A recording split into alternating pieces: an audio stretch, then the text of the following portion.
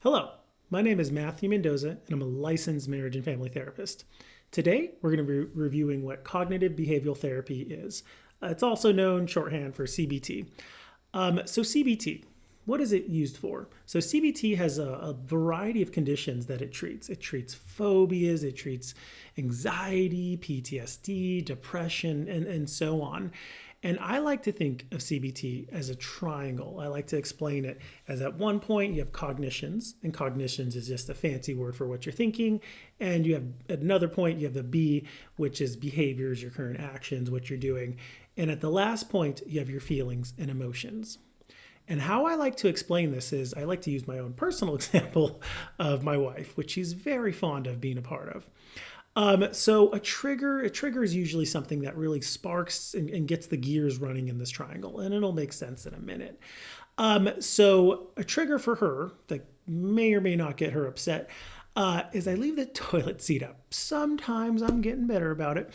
And when she comes upon this toilet seat, she goes into the restroom and she sees the toilet seat up. Her initial thoughts, I assume, are how many times do I have to tell him to put the toilet seat down? He never listens. He doesn't care about me, and so on and so forth. And those are the thoughts part of the triangle, the cognitions. And then her actions and her behaviors is she comes and she notifies me in a very gentle voice, Matthew, the toilet seat's up again. And I'm like, oh, my bad. I'm like, I'll go put the toilet seat down. And I, go run and put it down. And you can guess what she's feeling. She's probably irritated. She's annoyed. She's angry. She's frustrated, and so on and so forth. And the reason I wanted to point this out is everything's congruent. Everything is on the same page. Angry thoughts, angry feelings, and angry actions.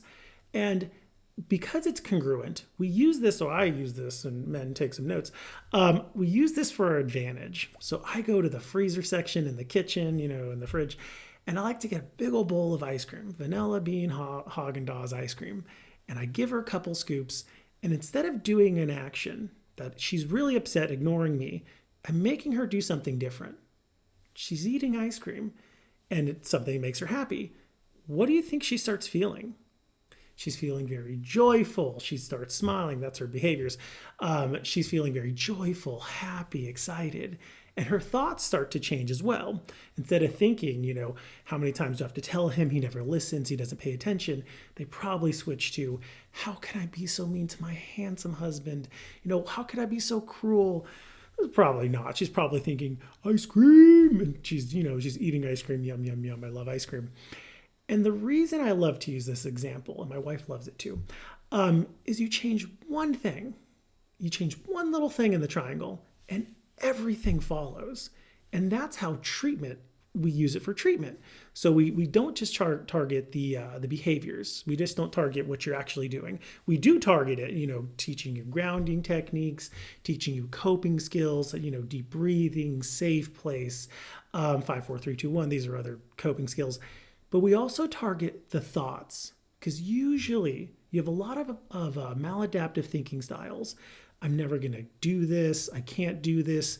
I never do anything right. I'm worthless. I'm useless. And those are very untrue. And in therapy, we challenge those as well.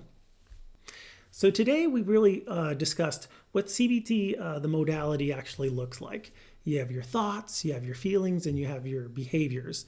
And they're all interconnected with one another. Changing one thing changes everything. I hope you guys, if you learned something, if you guys liked it, please subscribe, like the video, share the video. And if you guys didn't like it, send it to someone you don't like. And thank you guys for watching.